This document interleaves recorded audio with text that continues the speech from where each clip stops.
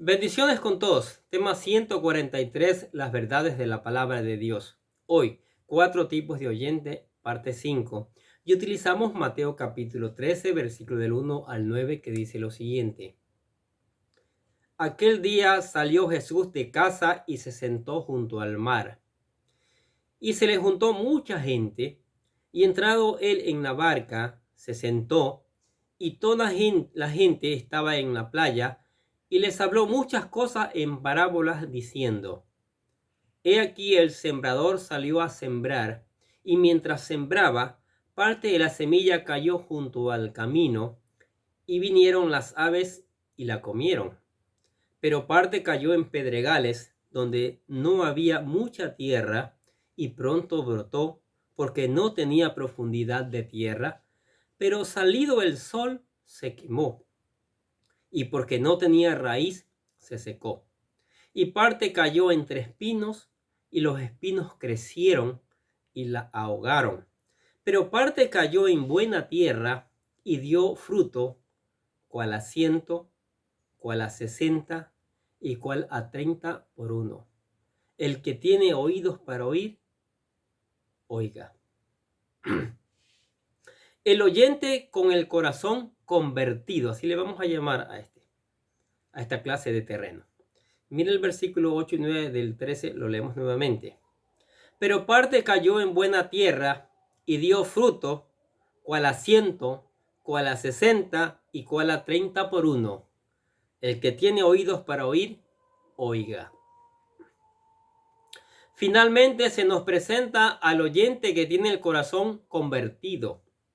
En este caso se trata del terreno fértil, aquel que se encuentra limpio de toda contaminación que pudiera evitar que las raíces de las plantas se arraigaran bien en la tierra o cualquier cosa que la ahogara. Para que la palabra de Dios sea efectiva es importante permitir que ésta limpie nuestro corazón de toda amargura, odio, pecado, prejuicio o cualquier cosa que vaya en contra de la voluntad divina. Solo así podremos dar un fruto agradable delante del Señor. Escuche lo que dice Mateo capítulo 13, versículo 23. Mas el que fue sembrado en buena tierra, este es el que oye y entiende la palabra y da fruto y produce a 100, a 60 y a 30 por uno. Lo que el hombre necesita es limpiar su corazón de toda inmundicia, y solo cuando obedece la palabra de Dios esto ocurre. Mire lo que dice el Salmo capítulo 119, el versículo 9. ¿Con qué limpiará el joven su camino? Con guardar tu palabra. Es la palabra de Dios la que limpia el corazón. Esta misma palabra tiene el poder para hacernos nacer a una nueva vida en Cristo Jesús. Mire lo que dice Santiago capítulo 1, versículo 18. Él, de su voluntad, nos hizo nacer por la palabra de verdad, para que seamos primicia de sus criaturas.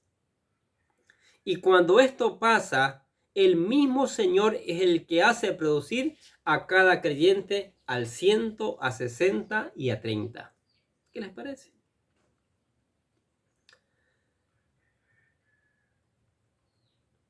Y dice: el que tiene oídos para oír, oiga.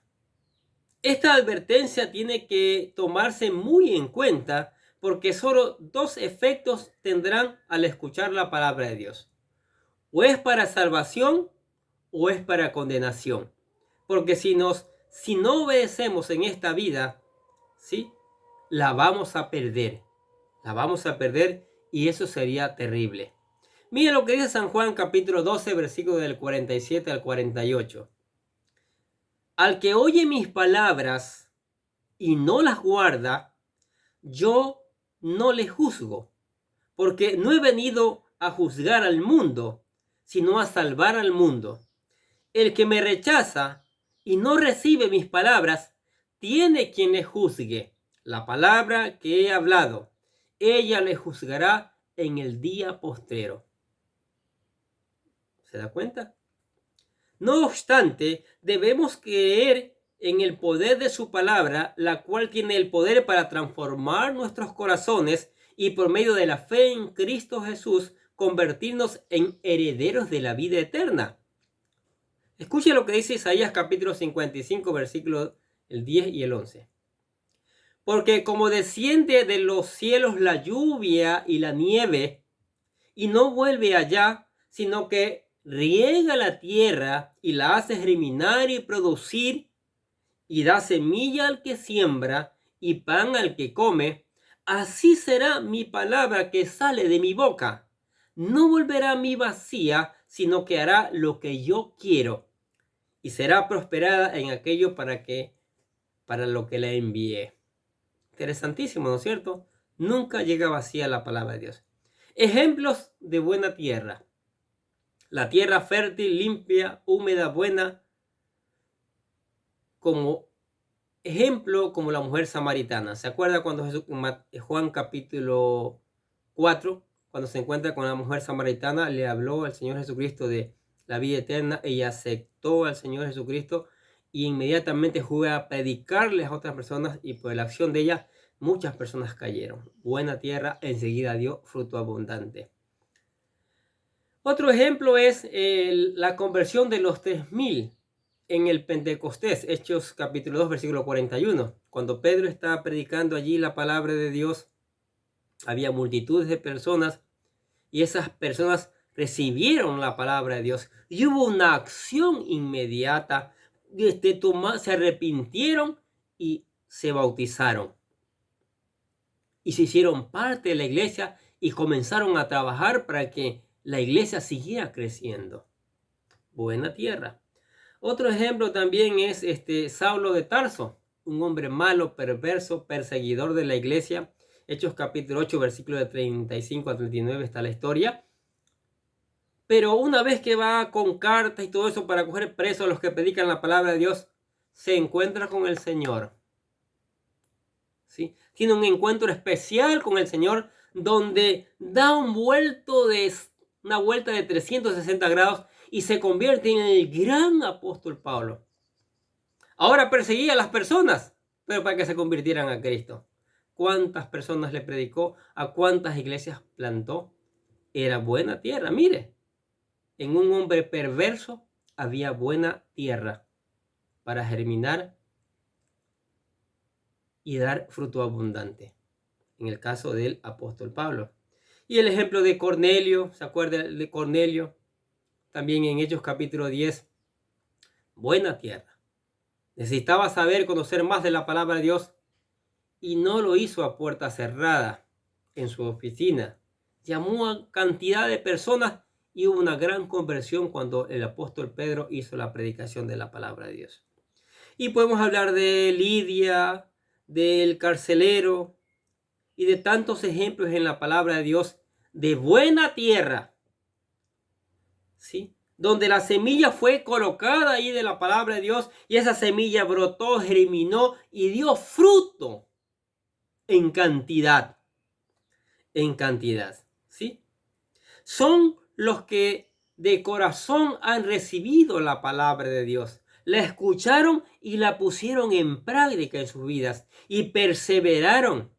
Vino la prueba, la dificultad, y se rieron de eso porque el Señor les acompañaba. Aprendieron a seguir, a continuar trabajando para la gloria del Señor, dando fruto de la palabra de Dios.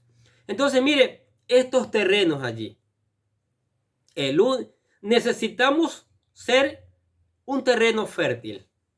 Necesitamos que nuestra vida, que nuestro corazón esté limpio, y para eso tenemos que entregarlo al Señor.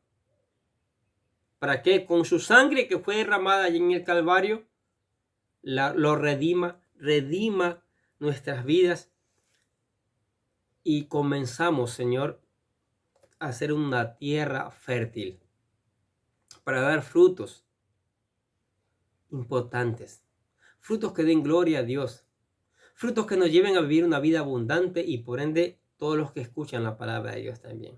Porque imagínense sembrar, invertir, hacer un préstamo para sembrar, digamos que maíz. Pero no cuidamos del terreno, no lo limpiamos, no lo fertilizamos, no lo abonamos. y pusimos la semilla allí y por último hubo poca agua y eso fue un fracaso total y ahora me quedé con una deuda porque no coseché nada. Eso es terrible, ¿no es cierto? Igual pasa con nuestras vidas. Nuestra vida tiene que cosechar, pero tiene que cosechar frutos que alaben y glorifiquen el nombre del Señor. No frutos de amargura, frutos de cosas perversas, no. Frutos buenos. Así como el buen árbol da frutos buenos. Amén. ¿Qué les ha parecido estas clases de terreno? ¿Sí? ¿Qué les ha parecido esta parábola de la semilla? Interesante, ¿no? Cómo seguimos aprendiendo. Oremos. Padre, te damos gracias por tu palabra, Señor. Gracias porque ella cada día nos enseña, cada día nos instruye. Y eso es maravilloso, Señor. Conocer qué clase de terreno, qué clase de vida debemos llevar es maravilloso, Señor. Tú nos has sido claro en esta tu palabra, Señor. Te damos gracias por tu amor, por tu misericordia, Señor, por tu compasión. Te damos gracias, Señor, porque ha sido maravilloso. Es maravilloso tener tu compañía y tus bendiciones. Y por eso te alabamos en el nombre de Jesús. Y los bendecimos a ustedes también en el nombre de Jesús. Mire, ¿sabía usted de esta parábola de los terrenos? Póngase a pensar qué clase de terreno es. Y si encuentra que es un terreno pedregoso o espinoso, trate de ser un terreno fértil. Y su vida, le aseguro que va a ser diferente. Bendiciones y que tenga un excelente día.